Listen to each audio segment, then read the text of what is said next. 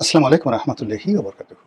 সম্মানিত দর্শক, আওয়ামী লীগের একজন বয়স্ক এবং শীর্ষ নেতা, প্রবীণ নেতা, তার একটি বক্তব্য এখন সামাজিক যোগাযোগ মাধ্যমে রীতিমতো ভাইরাল হয়ে পড়েছে। অনেকে তার এই বক্তব্যটিকে একজন পরাজিত, পলাতক বৃদ্ধের প্রলাপ হিসেবে বলার চেষ্টা করছেন। কিন্তু যিনি বক্তব্য দিয়েছেন এবং যে ভাষায় বক্তব্য দিয়েছেন, তাকে যারা চেনেন তারা বলছেন যে অবশ্যই এটি কোনো বৃদ্ধের, পলাতক বৃদ্ধের প্রলাপ বাক্য নয়। খুলেই বলি, আওয়ামী লীগের অন্যতম শীর্ষ নেতা মোফাজ্জেল হোসেন চৌধুরী মায়া যদি ইতিবাচক দিক ধরেন, তাহলে একজন মহান মুক্তিযোদ্ধা, বীর মুক্তিযোদ্ধা, এবং এই ঢাকা শহরে 1971 সনে যে সফল যারা গেরিলা যুদ্ধ পরিচালনা করেছেন এবং পাকিস্তানি সেনাবাহিনীর ভিতরে রীতিমতো মৃত্যু ভয় যারা মানে ঢুকিয়ে দিয়েছিলেন, তাদের মধ্যে অন্যতম এই মোফাজ্জেল হোসেন চৌধুরী মায়া। বাড়ি চাঁদপুরে, আপাদ মস্তক রাজনীতিবিদ, কিন্তু একই সঙ্গে মিলিটারি কমব্যাট অপারেশন, তারপর যেটিকে বলা হয় অস্ত্রের ট্রেনিং, বোমা তৈরি করা এবং বোমা বানানো এবং বোমা মারা, এই পুরো জিনিসটিতে যে কজন লোক বাংলাদেশে এক্সপার্ট আছে, তাদের মধ্যে এই মোফাজ্জেল হোসেন চৌধুরী মায়া প্রধানতম। তার যারা কর্মী ছিলেন, অন্যান্য যারা ছিলেন, অনেকেই মরে গেছেন, কিন্তু তিনি এখনও জীবিত আছেন, সবল আছেন। তারপর যেটি বললাম যে দেখুন, সেনাবাহিনীতে যারা বোমা বানায় তারা কিন্তু বোমা মারে না, আবার যারা বোমা মারে তারা কিন্তু বোমা মারার কমান্ড করে না। তো এই লোকটি বা এদের মধ্যে কিছু লোক আছেন যারা একেবারে A to Z জানে, একটা অস্ত্র তৈরি করা, গুলি করা, ফায়ার করা, সংরক্ষণ করা, এই পুরো জিনিসগুলো গেরিলা যুদ্ধের একেবারে বাংলাদেশের চেয়ে গুয়ে ভরা, যদি ইতিবাচক করতে ধরেন। আর নেতিবাচক যে বিষয়গুলো যদি না বলি তো সবাই বললো যে সে দালালি করছে। নেতিবাচক হলো যে এই ভদ্রলোকটি, তিনি, তার সন্তান, তার মেয়ের জামাতা, মানে পুরো পরিবারটির মধ্যেই নির্মমতা, নৃশংসতা, চাঁদাবাজি, মাস্তানি, গুন্ডামি, এগুলোর যে অভিযোগ, এই অভিযোগ আওয়ামী লীগের, বিএনপির খুব কম লোকের মধ্যে আছে। আর এত সুন্দর কম্বিনেশন, মানে ধরুন বাপ কোনো কারণে মাস্তান, কিন্তু ছেলে মাস্তান হয়, এই কারণে দেখাতে পারবেন না। আবার ছেলে মাস্তান হয়েছে, মেয়ের জামাই মাস্তান, বা মেয়ে মাস্তান, মেয়েও মাস্তান। মানে জাস্ট 2-3টে উদাহরণ দিলে বুঝতে পারবেন। আমার নাম রনি, তার একটা ছেলের নাম আছে রনি। তো তার মধ্যে দুটো ছেলে, এক মানে তার মধ্যে রনি নামে যে ছেলেটি আছে, আর একটা ছেলে, দুটো ছেলেই সে মারাত্মক মাস্তান। সারা বাংলাদেশে মানে এদের মাস্তানি স্বীকৃত। এবং তারা শুধুমাত্র সিসকে মাস্তান না, তারা মাস্তানি করেছে ওই শামীম ওসমান সাহেবদের মতো মিডিয়াতে আসেনি। দে আর দ্য রিয়েল হিরো, আন্ডারওয়ার্ল্ডের ডন। সেই ডন হিসেবে তারা সেই যতদিন আওয়ামী লীগ ক্ষমতা ছিল তারা সেই রাজত্ব করেছে। 2 নম্বর হলো যে অনেকে সেই মাস্তানি করে কিন্তু নিজেরটা নিজে উপার্জন করতে পারে না, বাট দে আর্ন মানি। তারা টাকা উপার্জন করেছে, সচ্ছল আছে এবং তাদের হাতে যথেষ্ট টাকা আছে, নেতা আছে, কর্মী আছে। তো এইভাবে 1971 সন থেকে আজ অবধি এতদিন পর্যন্ত একটি পরিবার ঠিক সেম আচরণ করে, গুন্ডামি করে, মাস্তানি করে, রাজনীতি করে একেবারে সমপর্যায়ে আছে। মোফাজ্জেল হোসেন চৌধুরী মায়া ছাড়া বাংলাদেশের দ্বিতীয় পিস নেই, অল ডায়েট। ধরেন তোফায়েল সাহেব, এখন তোফায়েল সাহেব তো মায়া সাহেবের মতো আর অস্ত্র চালাতে পারে না, বোমা মারতে পারবে না। সুরঞ্জিত সেনগুপ্ত অনেক বড় নেতা, কিন্তু মায়া সাহেবের মতো তো সে গুন্ডামি করতে পারবে না, কারোর সাথে লাগবে তো একেবারে টেংরি ভেঙে দেবে। এই জিনিসগুলো আছে। এখন ছেলের কথা বললাম, মেয়ে, তার মেয়ের জামাই, ওই যে নারায়ণগঞ্জে যে 7 মার্ডার হয়েছিল এক কর্নেল, ওটা তো তার মেয়ের জামাই, একেবারে মেয়ের জামাই। সে বাড়ি চাঁদপুরে, কিন্তু তার মানে বসতি, অবস্থান এই জগন্নাথ বিশ্ববিদ্যালয় এলাকা, পুরনো ঢাকা, জিপিও, এই এলাকাটাই সারা জীবন সে নিয়ন্ত্রণ করেছে। ফলে তার ভাষা কিন্তু ঢাকাই ভাষা। এবং স্বাধীনতার পরে এই তার একটা ক্যাম্প ছিল, সেই ক্যাম্পটা এই জিপিও কেন্দ্রিক এই এলাকাতে তার একটা বিশাল ক্যাম্প ছিল, এবং সেই ছিল ক্যাম্প কমান্ডার। যাকে ইচ্ছা তাকে ধরো, মারো, কাটো।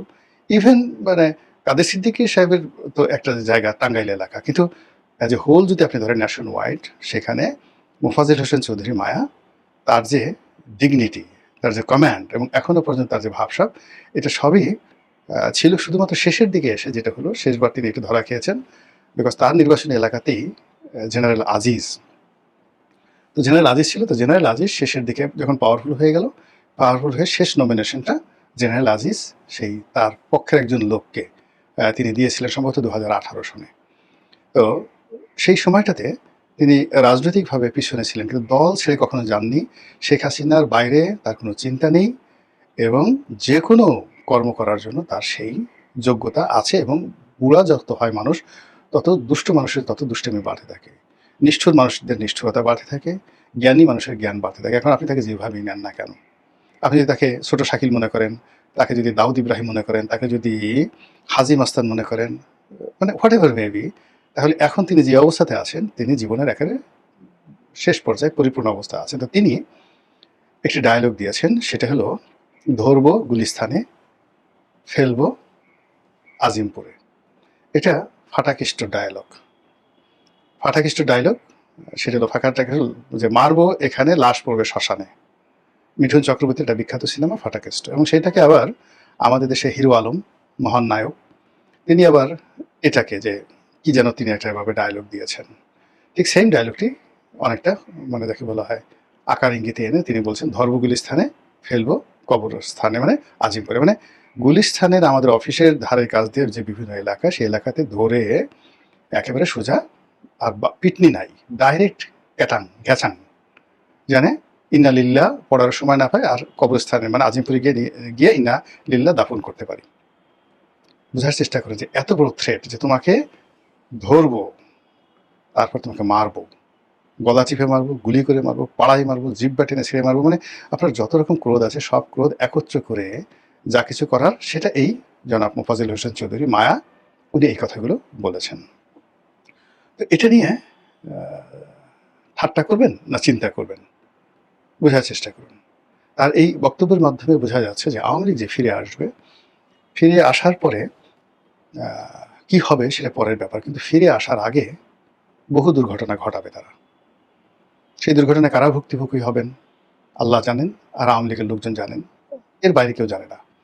টার্গেট করে করে তারা ঘটনা ঘটাবেন, এবং সেই ঘটনা ঘটানোর জন্য তারা আলটিমেটলি এখন ভয় দেখাচ্ছেন। এবং এটা যুদ্ধের একটা নিয়ম। যখন আপনি কোনো একটা ভয়ঙ্কর কাজে নামবেন, দেখবেন ডাকাতরা ডাকাতি করার আগে মুখে কালি মাখে, রামদা, বিশাল বিশাল একটা রামদা, তারপরে সরাসরি কালি মাখে, অদ্ভুত সব পোশাক পরে, যাতে গৃহকর্তা ডাকাত দেখলেই যেন চিত হয়ে ফিট পড়ে যায়। এরপর কোনো একটা বাহিনী যুদ্ধে যাওয়ার আগে কামান দাগায়, এয়ার স্ট্রাইক করে, স্থল বাহিনী নামার আগে এয়ার স্ট্রাইক করে, তারপর প্রতিপক্ষ তাদেরকে গালাগালি করে, এবং তাদের যে মোরাল ক্যারেজটা এটাকে একেবারে শেষ করে দেয়, যাতে আক্রমণের সময় সে আর রুখে দাঁড়াতে পারে না। আওয়ামী লীগ ঠিক সেম কাজটি এখন করছে।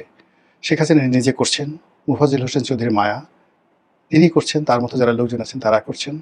আর মায়া সাহেবের মতো যারা এইভাবে কথা বলতে পারেন না, তারা যেমন ঢাকাতে বহু অপারেশন বিভিন্ন সময় চালিয়েছেন আওয়ামী লীগের পক্ষে, এরকম অনেক লোক আছে, তার মধ্যে অন্যতম জাহাঙ্গীর কবির নানক। তো তারা কিন্তু বসে নেই, তারা বিভিন্ন ফর্মে অপারেশন চালাচ্ছেন। মানে সেই অপারেশনগুলো কখনো মোহাম্মদপুরে, কখনো গুলিস্তানে, কখনো বিভিন্ন জায়গাতে অপারেশন চালাচ্ছেন। এবং এখানে ডিম পাড়ে হাসে খায় বাগডাসে, 99% অফ দেয়ার অপারেশন যার দায় পড়ছে বিএনপির ওপর। আর দ্বিতীয়ত, এই সকল অপারেশনে ভয় এবং আতঙ্ক তৈরি হয়ে গেছে। আপনারা বুঝতে পারছেন যে আমরা যে জিনিসগুলোকে দেখি আপাতত বিএনপির লোকজন করছে, জামাতের লোকজন করছে, বা সাধারণ মানুষজন করছে, বা ছিনতাইকারী করছে, বিচ্ছিন্ন ঘটনা, এগুলো যে কেবলই মাত্র বিচ্ছিন্ন ঘটনা নয়, এটা বোধ করি আপনারা একটু গভীরভাবে চিন্তা করলেই বুঝতে পারবেন। দ্বিতীয় যে বিষয়টি, সেটি হলো মাঝে মধ্যে যে মুখ ঢেকে মিছিল করা, মিটিং করে, এটা মানে আওয়ামী লীগ যে মাস্টার প্ল্যান করছে, ধরবো গুলিস্থানে, ফেলবো কবরস্থানে, এটার একটা পিনাট, একটা বাদামের একটা টুকরা। তারা আরও বড় করে কিন্তু কিছু কাজ করার চেষ্টা করছে। এখন সরকার এই বিষয়গুলো মানে এগুলো পলিটিক্যালি এগুলো নিষ্পত্তি হয় না, এগুলো সন্ত্রাস দিয়েও নিষ্পত্তি হয় না। There is a military plan. এই বিষয়গুলো জন্য একটা সামরিক কৌশল আছে। আপনার সঙ্গে যে যেভাবে কাজ করবে তার সঙ্গে সেই কাজগুলো আপনাকে করতে হবে। তো সেই দিক থেকে বিএনপি এবং জামাত, এনসিপি, এই যে আওয়ামী লীগের যে বহুমুখী কৌশল, আপনি চিন্তা করেন আওয়ামী লীগ তো ৬৯ গণঅভ্যুত্থান ঘটিয়েছে। তারা 1954 নির্বাচনের পর সেই আদমজি রায়ট তারা করেছে। তারা সেই এই আওয়ামী লীগের একটা বিরাট অংশ, তারা জাসদ করেছে, এরা সর্বহারের পার্টি করেছে, এরা জাসদ দমন করেছে, এরা সর্বহারা পার্টিকে দমন করেছে।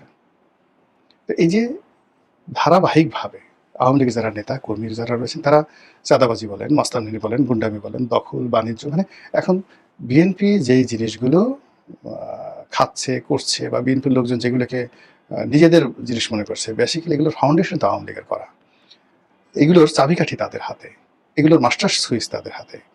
তো সেইগুলো নিয়ে যদি তারা মাত্র ২৪ ঘন্টা খুব সুন্দরভাবে খেলতে পারে, ২৪ ঘন্টা তারা যদি সেইগুলো নিয়ে যাকে বলা হয় অনিষ্ট সাধন করতে পারে, তাহলে অনেকের জন্য মানে দৌড় দিয়ে পালানোটাও দুষ্কর হয়ে যাবে। পালানোর জন্য পায়ে একটা শক্তি দরকার, সামনে একটা খোলা জায়গা থাকা দরকার, এবং মোটামুটি একটা মানসিক ভয়ের একটা জায়গা আছে। মানে বেশি ভয় পেলে কিন্তু পালানো যায় না, মানুষ শীতে শুয়ে পড়ে, হাত পা কাঁপতে থাকে।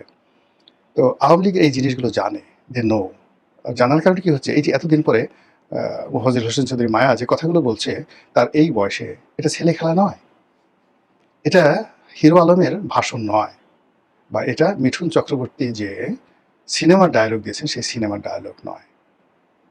এটি এমন একজন মানুষ বলেছেন যে মানুষের এই ধরনের বহু কর্ম করার ইতিহাস আছে। সে শুধু নিজে না, তার কর্মী বাহিনী আছে, তার ছেলেরা আছে, আত্মীয় স্বজন আছে, দেয়ার আর হিউজ কানেক্টিভিটি।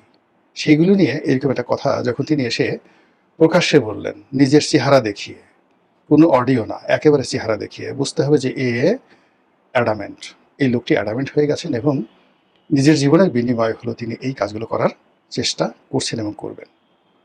এখন সরকার দেখি কিভাবে এই বিষয়গুলো, বিশেষ করে আমাদের স্বরাষ্ট্রমন্ত্রী মহোদয় কিভাবে এই জিনিসগুলো মোকাবেলা করেন। আমি শুধুমাত্র জনজীবনে যাতে এই ধরনের মানে ঘটনার ছায়া না পড়ে সরকার যাতে সতর্ক হতে পারে এবং জনগণ যাতে সচেতন হয়, এই জন্য এই কথাগুলো বলা। মহান আল্লাহ আমাদের সবাইকে হিদায়াত দান করুন এবং হেফাজত করুন। আসসালামু আলাইকুম ওয়া রাহমাতুল্লাহি ওয়া বারাকাতুহু।